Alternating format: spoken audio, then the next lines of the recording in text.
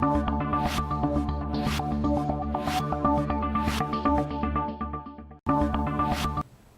Pally. Today is Monday, April 22nd, 2019. And InFocus starts right now.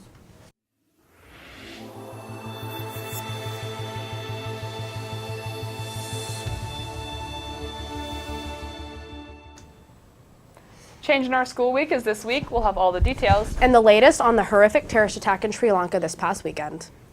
All that and more is coming up on today's show.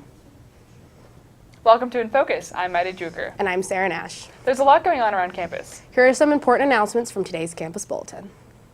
Change in our school week aims to bring the Pally community together through a variety of themes and events throughout the week. The themes for each day are up on screen. The quad will be full of activities as well as performances for students to enjoy.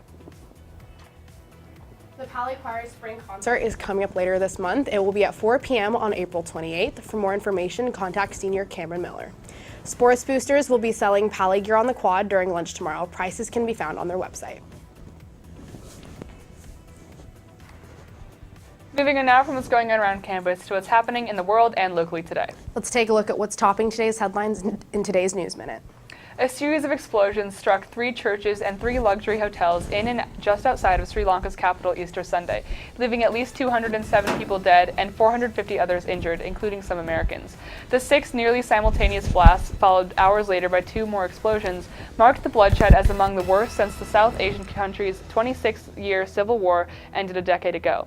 A police spokesman said 13 suspects have been arrested in connection with the attacks. Police said they also found a vehicle they believe was used to transport the suspects into Colombo, along with a safe house used by the attackers.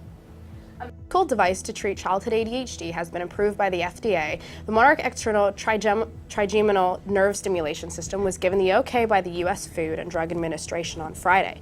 It's designated for children ages 7 to 12 who are not currently on medication for the disorder. It is designed to be worn while a child is sleeping. A small adhesive patch is placed on the child's forehead, and the pocket size delivers a low-level electrical pulse to the parts of the brain responsible for ADHD symptoms. The device has also been investigated as a possible treatment for traumatic brain injury in veterans. Egyptians voted Saturday on constitutional amendments that would allow President Abdel Fattah el-Sisi to stay in power until 2030 and broaden the military's role. The referendum came amid an unprecedented crackdown on dissent in recent years. El-Sisi's government has arrested thousands of people, most of them extremists, but also prominent secular activists. He's also rolled back freedoms won in a 2011 pro-democracy uprising. Voting will stretch over a period of 3 days to allow for maximum turnout. Well, speaking of politics, climate change has become a hot topic recently, especially with the upcoming 2020 presidential election and how we need to make sure that we preserve our planet. That is true, and since today is Earth Day, Noor Navaid, our very own resident historian, has been learning more on the history of Earth Day. What do you have for us today, Noor?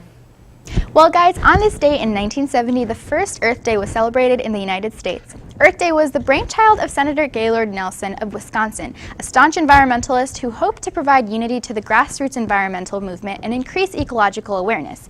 Earth Day indeed increased environmental awareness in America, and in July of that year, the Environmental Protection Agency was established by special executive order to regulate and enforce national pollution legislation. Earth Day has been celebrated since on different days by different groups internationally. The United Nations officially celebrates it on the vernal equinox, which usually occurs about March 21st. That's all from me. Back to you guys. Thanks, Noor. Pally is filled with students who have creative and artistic talents, but some parents are concerned about the financial stability of that career path. Max Rosenblum has been researching the story and has more on this. As the school year begins to wind down, many upperclassmen are making big choices regarding their futures after high school. Some, such as junior Joseph Cudahy, are planning to pursue careers in the arts. After high school, I want to go to a college where I can major in something musical. I'm not exactly sure if I want to major in performance or composition or audio engineering, something like that. Meanwhile, senior Sam Cook is pursuing a career in a different art form. So after high school, I'm planning to definitely pursue a career in filmmaking. Both consider their artistic passions to be a big part of their lives. Yeah, music is a big part of my family. My dad plays music, my sister plays music, my grandparents play music. It's just like a big part of my family tradition, playing music together, and it's something that I really enjoy, more than I enjoy academic things. So I just want to keep doing that. Filmmaking was my just chosen creative outlet. That's like the way I can express myself the best. I feel like over the years, like I've like accumulated enough like knowledge and skills to produce things that like that I couldn't really communicate with through like maybe like writing or. While Paoli has a very academically focused environment, they agree that the school also offers many resources to help artists succeed. Obviously, Paoli is definitely very STEM oriented, but at the same time we have amazing we have the Media Arts Center. I don't really know of any other high school that has the same facilities and like teachers that we do. There is a lot of emphasis placed on the academics of Paoli. I think that we're really lucky. We actually have a really good music program, and they have a lot of really good teachers and a lot of really good resources that most places don't have. For example, next year having an audio engineering class, we're really lucky to have that. Like very, very, very few high schools have opportunities like that for students. However, they both acknowledge that finding success in their chosen field can be challenging. There are a lot more musicians than there are jobs as musicians, and so there's a lot of competition for schools and for careers in music. I think it's like Murphy's Law or something where it's whatever can go wrong will go wrong, and so just knowing that anything can really go, like anything can, and in most cases, like a lot of things do kind of fall apart in the process of making a film. Despite the potential challenges, Joseph and Sam both have high ambitions for their careers. Best case scenario, my high school band takes off. I don't go to college. I'm a hit, become famous. That's not going to happen.